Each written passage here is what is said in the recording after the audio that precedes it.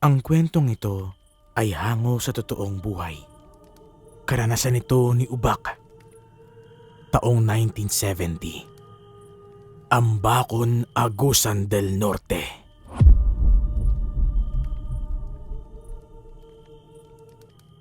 Isang maliit na baryo na pinalilibutan ng palayan ang Ambakon.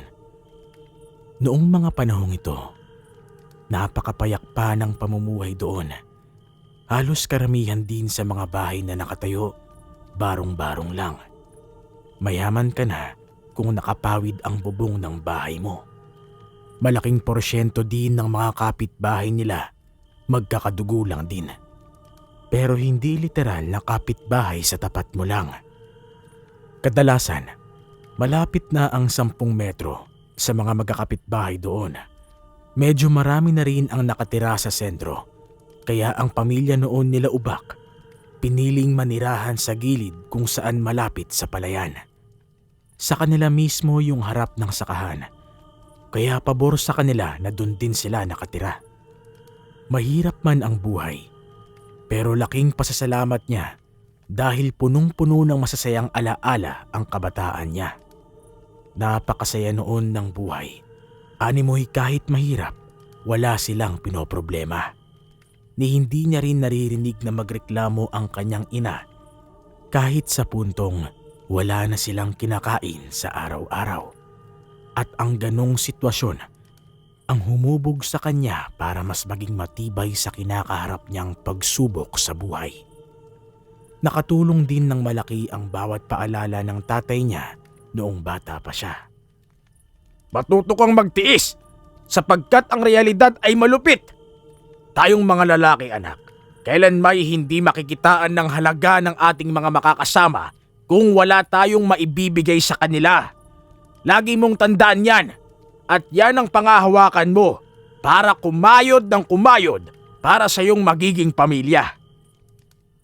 Dahil sa mga paalalang yon, lumaki siya at nagkaasawa na marunong makiramdam at magmasid.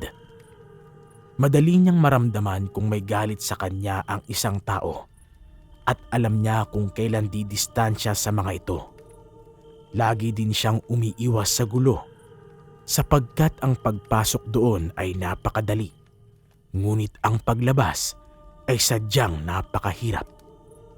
Natutunan din niyang makisama sa lahat ng mga kakilala niya dahil mas mainam na magkaroon ng maraming kaibigan kaysa mga kaaway na palihim sa kanyang tumitingin. Ang ganun niyang paninindigan sa buhay, dinala rin ng kanyang mga kaanakan. Dahil dito, inakala niyang habang buhay na silang mamumuhay ng payapa. Pero lingid sa kanyang kaalaman na hindi kalayuan sa daang kanilang tinatahak, may nagkukubling isang matinding panganib na habang buhay na tatatak. Nagsimula ito nung namatay ang kanyang ina. Ilang buwan ang lumipas pagpasok ng taong ito. Matinding paghihinagpis ang naidulot nito sa kanilang pamilya dahil yung pagkamatay ng nanay niya, biglaan talaga. Nadatnan na lamang nila ito sa loob ng silid nito na wala ng buhay. Ayon sa mga taong naunang tumingin, mataas ang posibilidad na inatake ito sa puso. Paniwalang-paniwala sila na ganun nga ang nangyari hanggang sa dumating ang manggagamot na kaibigan ng tatay niya. Bago ito tumingin sa bangkay, inabisuhan nito ang lahat ng nakikiusyoso maliban sa miyembro ng pamilya na lumabas na muna. Dahil sa kanyang sinabi, wala namang nagawa ang lahat kundi ang sumunod. Kalaunan, nang sila Ubak na lamang ang nasa loob, dito na ito nagsimulang lumapit sa labi. Habang hinahawakan nito ang katawan ng nanay niya, panay naman ang ginagawa nitong pagsasalita. Ang pangunahing kausap nito noon ay ang kanyang ama na halos hindi pa rin makapaniwala sa mga nangyari. Walang sakit sa puso si Anita, Pedricio. Alam kong alam mo yan. Kaya nga nung mabalitaan ko ang biglaan niyang pagpanaw, hindi na ako mapakali. Mabuti na lang at sinundo mo ko. Sa ngayon, huwag muna tayong mag-isip ng kung ano-ano. Hayaan nating matuklasan ko muna ang totoo bago tayo umabot sa konklusyon. Sana lang, malayo ito sa inaasahan ko. Nang marinig naman ng tatay niya ang sinabi nito, tumangulang naman ito habang nakatitig sa bangkay. Ilang minuto pa ang lumipas, dito na nagsimula ang proseso ng matanda. Bago ito magsimula, pinusukan muna nito ng kamangyan ang labi ng nanay niya. Nagsimula na rin itong magdasal habang nagsisindi ng kandila. May kinuha na rin tong kwintas na parang rosaryo kung titingnan. Pagkahawak nito ng albularyo sa kamay ng yumao, may mga inuusal ito sa hangin hanggang sa dito na nila nasilayan ang isang kakaibang insekto na lumabas sa ilong nito. Pagsilay naman doon ng albularyo, dali-dali itong kumuha ng baso. Kinulong nito doon ang lumabas na insekto habang patuloy pa rin sa pag-oorasyon. Maya-maya pa, laking gulat na lamang nila nang magsimula ng mangitim ang labi ng nanay niya. Yung pagkaitim nito, animoy matagal na itong pumanaw. Hindi lang yon, may naamoy din sila ditong kakaiba. Kahit nakakatapos pa lang nitong maembalsamo. Sa sobrang sangsang nito, napilitang lumabas ang dalawa niyang anak at asawa. Yung bunso naman nila, sumunod na rin para lumanghap ng sariwang hangin. Maya-maya pa, nang sila na lang ng tatay niya ang natira, dito na nagsimulang magsalita ang kaibigan nitong manggagamot. Pedricio, hindi maganda ang ibig nitong ipahiwatig sa atin. Meron ka bang naalalang nakaaway ni Anita nung nabubuhay pa siya? Kahit konting diskusyon lang, may napansin ka? Wala naman akong napansin. Madalang lang lumabas ng bahay si Anita. At kung lumabas man siya, nasa bakuran lang siya nag-aayos ng mga halaman. Bakit? May kaugnayan ba yan sa pagkamatay niya? Seryosong tanong naman ng tatay niya.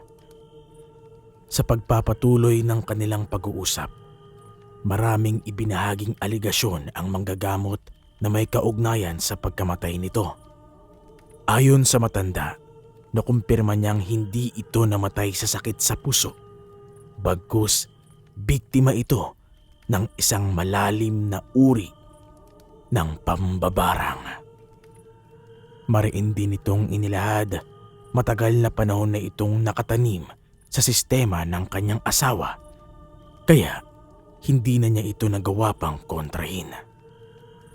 Dagdag pa nito na sino man ang gumawa ng ganong bagay, may malalim na galit at inggit sa kanila. Naniniwala din ang manggagamot na maaaring simula pa lamang ito ng pagpapakalat ng hasik ng nilalang na pumatay sa kanyang ina.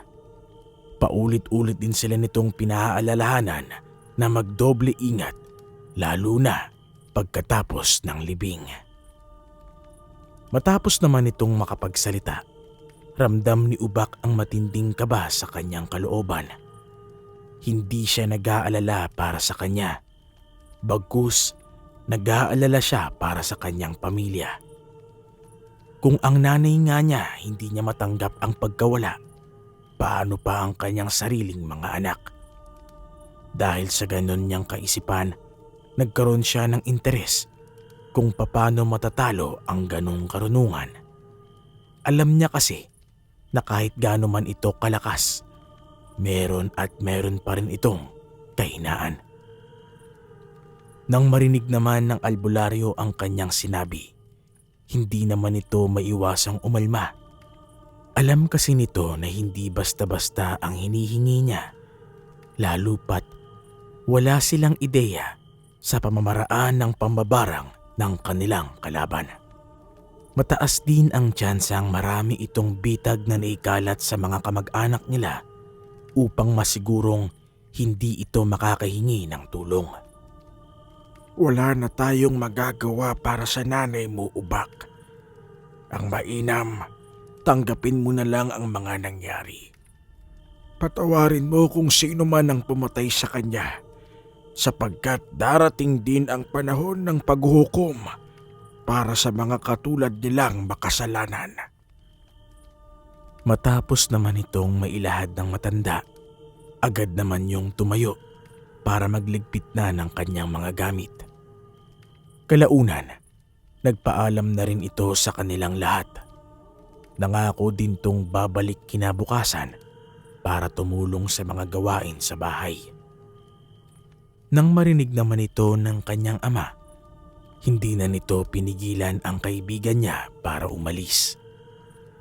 Sa pagsapit naman ng gabi, tulala silang dalawa. Hindi na nila ito sinabi sa kanilang mga kapamilya upang hindi na ito magdulot ng mga usapin at ideyang hindi makakabuti para sa kanilang lahat. Nakakalungkot man ito at dagdag kalbaryo kung iisipin, matatag nila itong hinarap.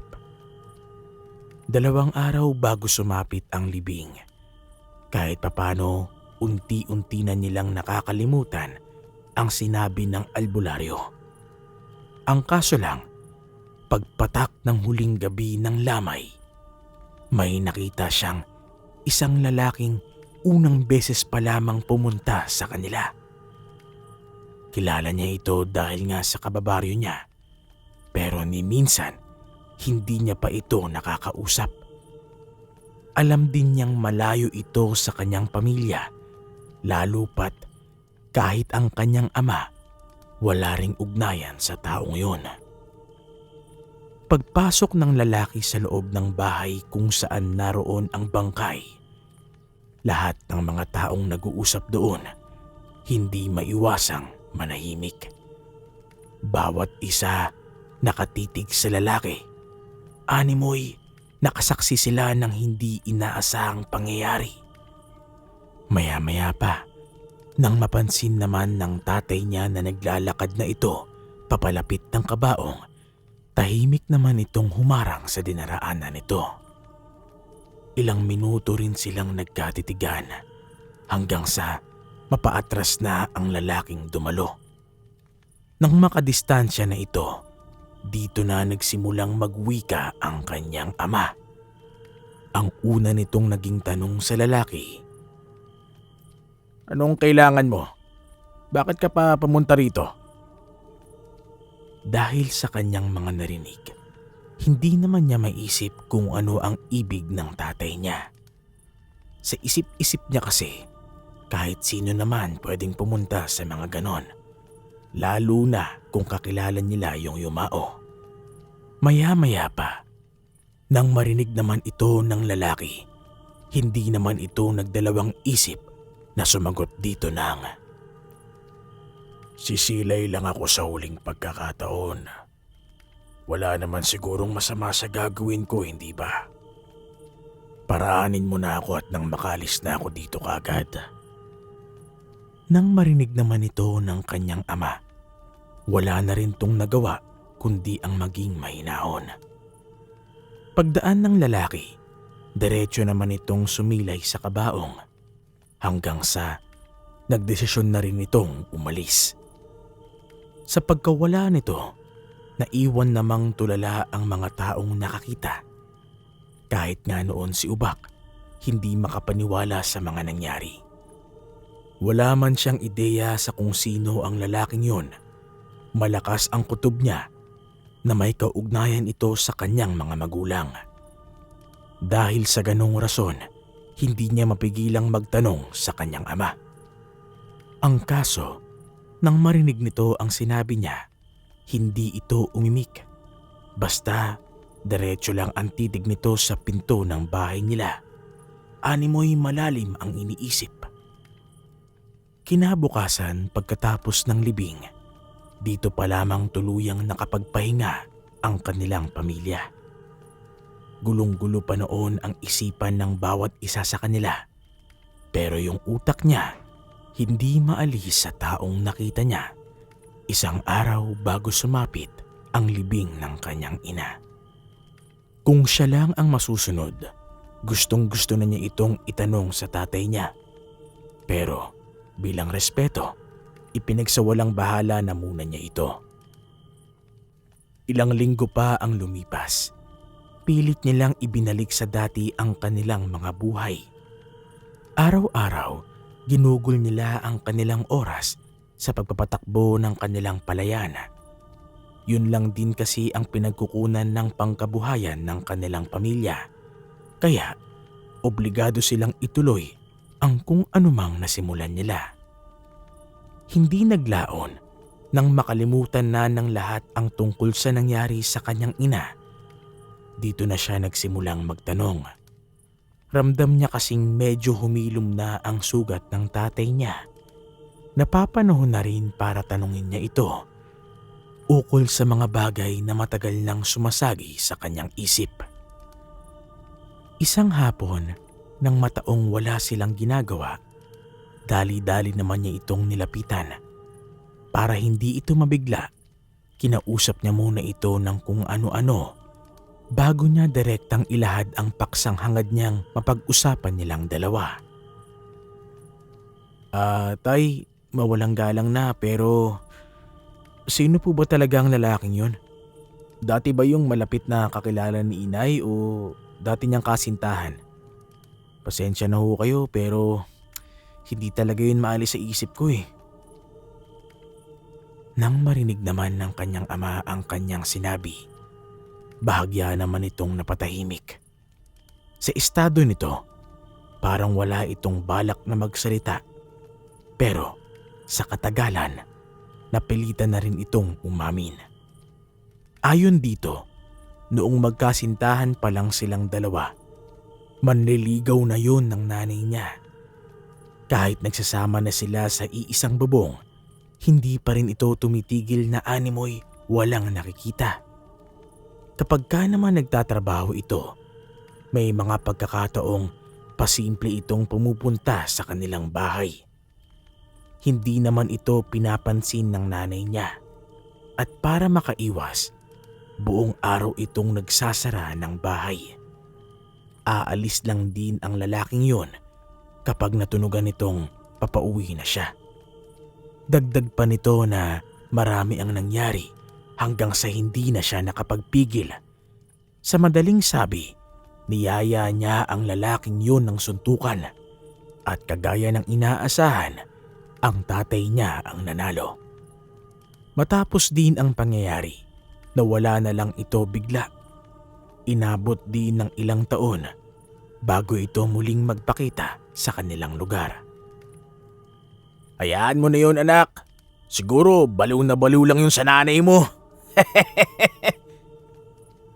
Matapos naman itong makapagsalita, kahit papano nakontento siya sa mga naging sagot nito. Mula noon, hindi na nila pinag-usapan pa ang tungkol dito hanggang sa may nangyari na namang hindi inaasahan. Kagaya ng nanay niya, binalot ng kakaibang karamdaman ang kanyang asawa. Nagsimula ito sa simpleng pananakit ng ulo hanggang sa nahihirapan na itong bumangon. Ilang araw pa ang lumipas, nakaratay na lang ito sa kanyang higaan. Lumubo na rin ang kanyang tiyan. Tapos may mga pagkakataong hirap na itong imulat ang kanyang mga mata.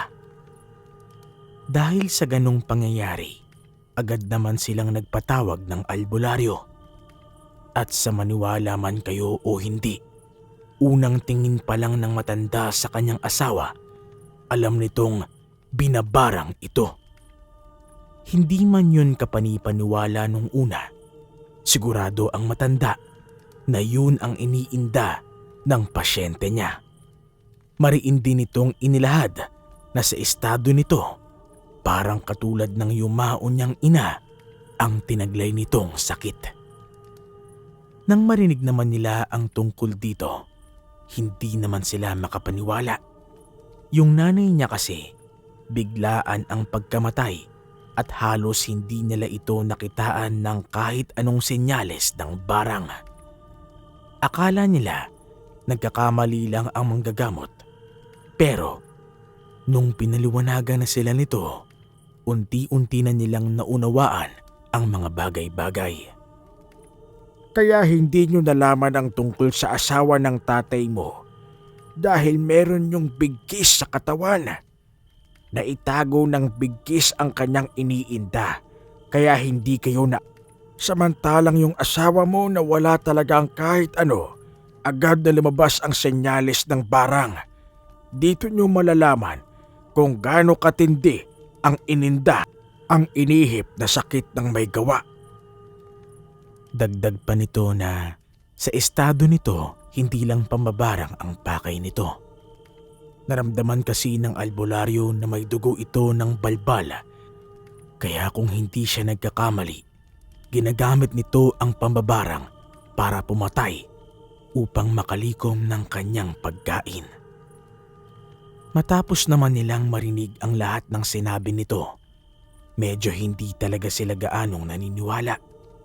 Ngunit nang mapansin naman ito ng matanda, inabisuhan sila nitong balikan ang puntod ng nanay niya para mapatotohanan ang mga alegasyon niya. Mariin din itong inilahad sa kanila na kapag mali siya, tatalikuran niya ang lahat ng aral na kanyang sinasampalatayanan. Nang marinig naman ito ni Ubak, naintriga sila. Hindi kasi nila maisip noon kung bakit ganun na lamang kaseryoso ang matanda na patunayan ang ganong aligasyon.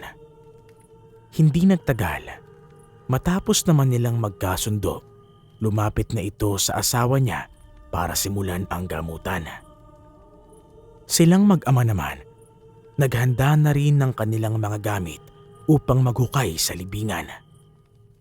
Sa puntong yon, hindi na sila nagdalawang isip pang gawin ito dahil alam nila na yun lamang ang paraan para malaman kung nagsasabi nga ba ito ng totoo.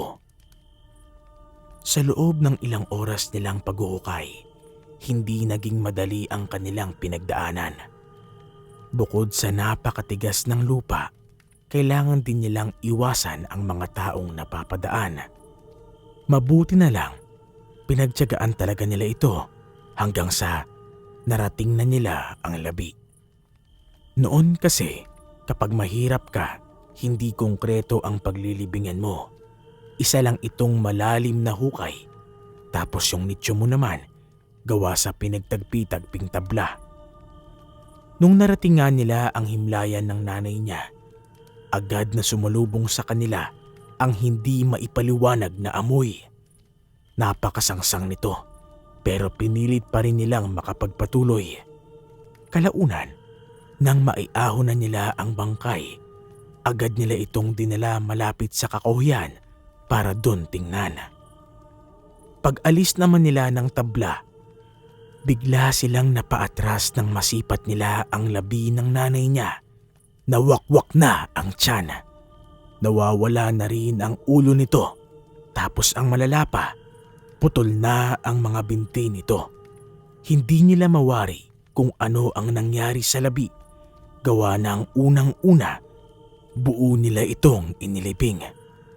Wala rin silang nakitang senyales sa puntod na hinukay ito dahil napakalinis ng pagkakabalik ng lupa. Ang naiwan lang ding palatandaan na ginalaw ang labi ay yung mga matatalas na kuko na bumaon sa tabla ng kabaong. Matapos naman nila itong masilayan, nagmamadali silang umuwi. Bago sila umalis ng sementeryo, sinuguro muna nilang nasa maayos ang kalagayan ng labi. Pagdating naman nila ng bahay, nadatnan nila ang matanda na kasalukuyang naghihintay sa kanila. Painom-inom lang din ito ng kape habang meron itong malalim na iniisip. Maya-maya pa, nang mapansin naman ito ang kanilang pagdating, agad naman siyang sumalubong sa kanila. Pagharap niya dito, seryoso namang nagtanong ang matanda.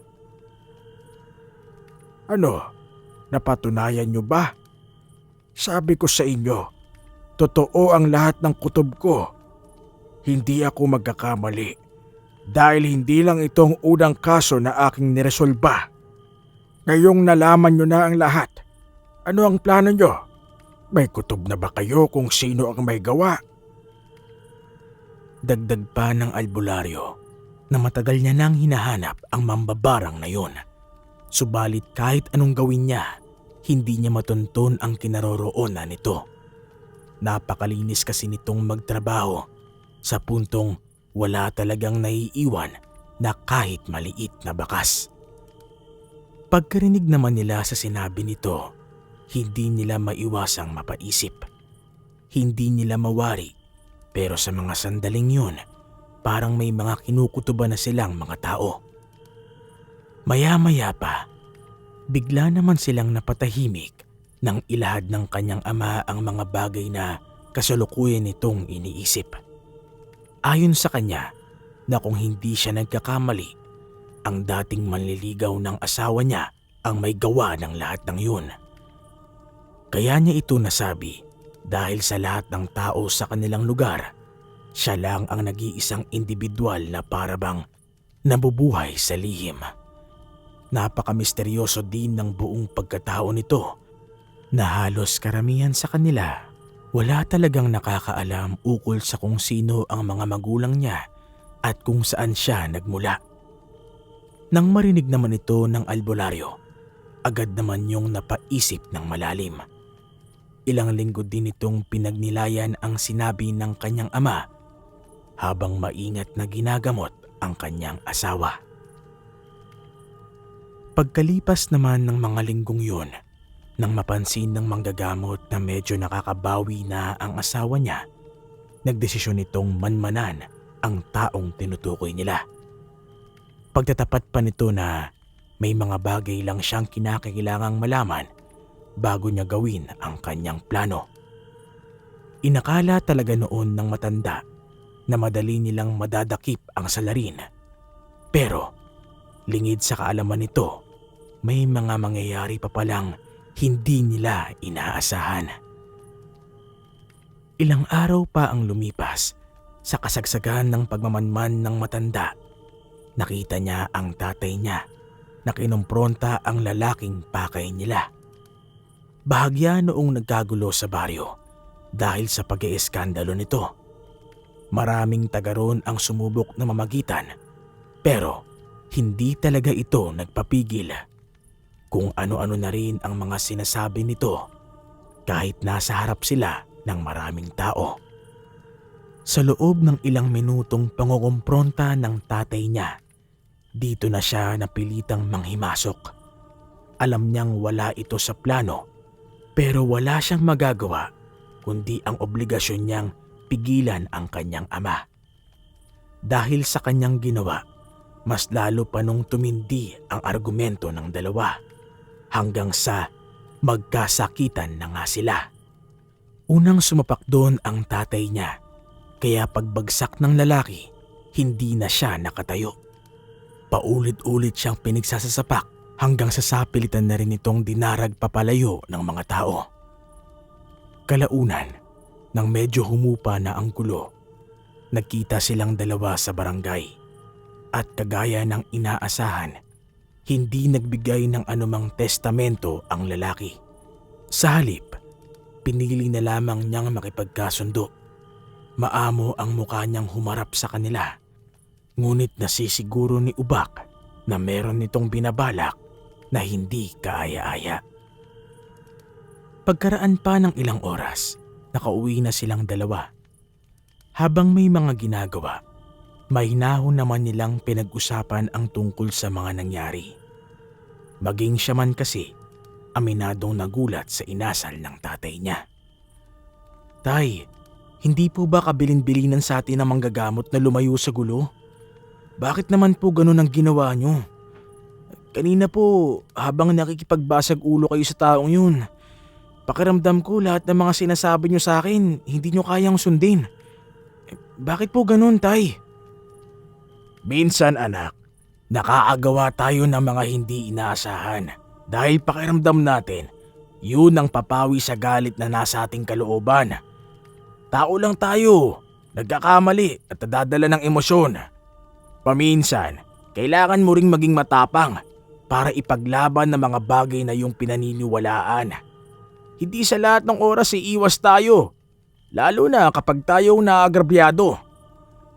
Nang marinig naman niya ang sinabi ng kanyang tatay, tsaka pa lamang na naisaalang-alang ang ibig iparating ng kanyang ama. Sa pagpapatuloy naman ng kanilang pag-uusap, bigla naman silang natahimik nang masipat nila ang pagdating ng albularyong tumutulong sa kanyang asawa. Pagpasok niya sa loob ng bahay, agad naman sila nitong inutusan na isarado ang lahat ng pinto at pintana. Dahil sa sinabi nito, takang-taka naman silang dalawa gawa ng napakaaga pa. Isipin nyo, mag-aalas 4 pa lang ng hapon tapos magsasara na sila ng bahay. Nung una, panay pa ang pagrereklamo ng tatay niya. Pero nung sabihin na ng matanda ang rason nito, dito na sila napilitang sumunod. Ayon sa kanya, dahil sa ginawa nilang pag-iiskandalo, mapipilitan ang nilalang na sugurin sila upang ito ay maghiganti. Inaasahan din niyang noon ding mismong gabi ito kikilos, gawa ng masyado ng malalim ang galit nito para magtimpi pa sa ginawa nilang pamamahiya. Matapos naman itong mailahad ng matanda, agad naman nilang kinuha ang lahat ng gamit na kakailanganin nila sa laban. Pagsapit naman ng gabi, hindi pa naman tumutungtong ang alas 8. Nakita na nila itong nakatayo sa dulong parte ng palayan. Nanlilisik ang mga mata nito at makalipas ang ilang segundo nitong pagmamasid, bigla na lamang itong sumugod papalapit. Nang marating nito ang dingding ng bahay, bigla naman sila nitong kinalampag habang paulit-ulit na umaatungal. Pansin din nila ang paghanap nito ng butas kasabay ng paghinto-hinto nito sa may bandang kusina. Alam nila ubak na masyado nang marupok ang dingding sa parting yon dahil palagi itong nababasa tuwing sila'y naliligo. Maya-maya pa, dito na muling kumalampag ng malakas ang nilalang hanggang sa naramdaman na nila ang pagkasira ng dingding. Sa isang iglap, napansin nilang nasa loob na ito. Pagtahimik ng paligid, pawang pag-angil na lamang ng nilalang ang kanilang narinig. Bago din ito sunggaban ang albularyo, narinig nila itong magsalita hinggil sa kalagayan ng kanyang asawa.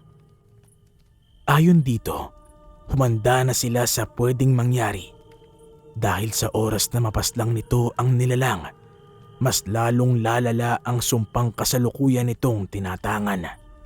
At sa sandaling nasa gano'n na silang sitwasyon, iisang bagay na lamang ang kanilang magagawa. At yun ay walang iba kundi ang magdasal. Nang marinig naman niya ang sinabi nito, abot langit naman ang kanyang pag-aalala. Pagsunggab naman sa kanila ng nilalang, agad naman silang nagkagulo sa loob ng bahay. Silang mag-ama, halos hindi na malaman ang gagawin. Gusto nilang tulungan ang albularyo, pero masyadong malakas ang kalaban nito. Hindi rin yon tinatablan ng mga patalim na hawak nila, kaya literal na wala silang pakinabang sa mga nangyayari. Gayunpaman, imbis na tumakas dahil sa takot na kanilang nararamdaman, pinilit pa rin nilang manatili. Saksi sila sa pagbubuno ng mga ito hanggang sa dito na nga nila nakita ang pagsakmal ng balbal sa albularyong tumutulong sa kanila. Parang buwaya nitong winasiwas ang matanda bago niya ito tuluyang bitiwan. Pagtama naman ng katawan ng albularyo sa dingding ng bahay, kitang-kita niya ang agarang pagkawala nito ng malay. Dahil sa pangyayaring yun, pinagsumikapan nilang ipagtanggol ang kanilang sarili at pamilyang umaasa sa kanila. hindi na rin nila inisip kung yun na nga ang kanilang katapusan. Basta ang mahalaga, maipaglaban nila ang kanilang mga sarili hanggang sa katapusan. Nang mapansin naman ito ng nilalang, hindi nito maiwasang umisi. Katakot-takot man ang anyo nito, pero pakiramdam nun ni Ubak, meron pa rin tong pag-uugali ng isang ordinaryong tao. Ayon sa kanya, kawangis lang naman ito ang tipikal na itsura ng aswang. Kaso lang, kapag nasa ganon itong estado, hindi nila matukoy ang orihinal nitong wangis kapag nasa anyo itong tao. Ilang minuto pa ang lumipas, matapos naman sila nitong pagmasdan, dito na ito umatungal, kasabay ng buong puwersa nitong pagsunggab sa kanila. Nang masipat naman ito ng tatay niya, dali-dali naman siya nitong itinulak sabay salag sa kuko ng nilalang gamit ang hawak nitong sundang. Ngunit kahit ang kanyang ama ang nasa mas magandang posisyon, madali pa rin tong napangibabawan ng nilalang na yon. Halos inabot din ng 10 minuto ang kanilang pagbubuno hanggang sa tuluyan na nga nitong naputulan ng binti ang tatay niya. Sa harap ng bingit ng kamatayan, dito na rin siya naglakas loob na iligtas ito. Bagaman wala siyang ideya kung paano ito matatalo, patuloy niya pa rin itong sinugod hanggang sa maging siya man, hindi na natakasan ang bagsik nito. Dahil sa pangyayari, napahawak na lamang siya sa kanyang tiyan habang pilit na iniinda ang malalim na kalmot na kanyang natamo. Sa puntong yon, wala na rin siyang ibang inisip kundi kung paano siya makakaligtas. Maya-maya pa, sa hindi inaasahang pangyayari, nang malapit ng patayin ng nilalang ang kanyang ama, bigla naman itong umatungal ng napakalakas. Pagbaling niya ng tingin dito, nakitaan niya ito ng malalim na sugat sa may bandang dibdib nito. Nang mapansin naman ito ng nilalang, agad naman itong hinanap ang kasama nilang albularyo na nadatnan nitong nakapatong sa asawa niya habang nakatarak ang punyal nito sa may bandang puso. Matapos naman niya itong masilayan, agad naman niyang napagtanto ang ginawa nitong pagpaslang sa asawa niya. Kahit napakasakit ng kanyang nakita, nananatiling blanko ang isip niya. Kalaunan, nang maunawaan na niya ang mga nangyayari, dito niya nakita ang nilalang na inundayan ng saksak ang albularyo sa ilalim ng tadyang nito. Tumagos ito sa mahalagang parte ng katawan ng matanda, kaya ora mismo itong namatay. Pagsilay naman doon ng nilalang, dito na rin ito unti-unting nanghina hanggang sa mapalupasay na rin ito sa sahig ng bahay. Maya-maya pa, nagulat na lamang siya nang makita niyang hindi na ito humihinga. Pagsapit naman ng hating gabi, dito na siya lumabas para humingi ng tulong. Awa naman ng Diyos, marami ang lumapit sa kanila para tumulong sa kanyang pamilya. Kinabukasan, dun na rin niya nalaman na ang lalaking niyang nakasagutan ng kanyang ama ang namatay sa loob ng kanilang bahay. Marami pa sanang itatanong ang mga nag-iimbestiga, ngunit pinili na lamang niyang manahimik. At ayon pa kay Ubak, ito ang kauna-unahang pagkakataon na ibinahagi niya sa maraming tao ang tungkol sa kanyang istorya na may kaugnayan sa mangkukulam na may lahing balbal.